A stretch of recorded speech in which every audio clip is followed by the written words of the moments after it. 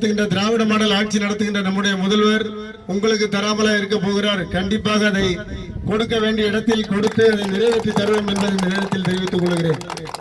இன்றைய தினம் நம்முடைய முதலமைச்சர் அவர்கள் காலையிலேயே அனைத்து தாய்மார்களுக்கும் ஒரு இன்ப அதிர்ச்சியை கொடுக்கும் வகையில் 5000 ரூபாய் கலைஞர் உரிமை தொகையை உங்களுடைய வங்கி கணக்கிலே வரவு வைத்திருக்கிறார்.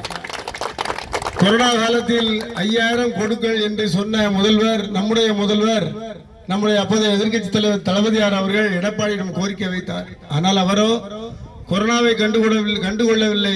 பணத்தையும் கஜானாவையும் சுற்றுவதிலேயே தன்னுடைய காரியத்தை கருத்தில் கொண்டு 1000 ரூபாய் மட்டும் வழங்கினார். ஆனால் ஆட்சிக்கு வந்தவுடன் கொடிய நோய் கொரோனாவை விரட்டிய தலைவர் நம்முடைய தலைவர். ஒன்றிய பிரதமரே என்ன சொன்னார் என்று சொன்னால், விளக்குகளை அணைத்து மாடியிலே நின்று கைதட்டுங்கள், கொரோனா போய்விடும் என்று சொன்னார்.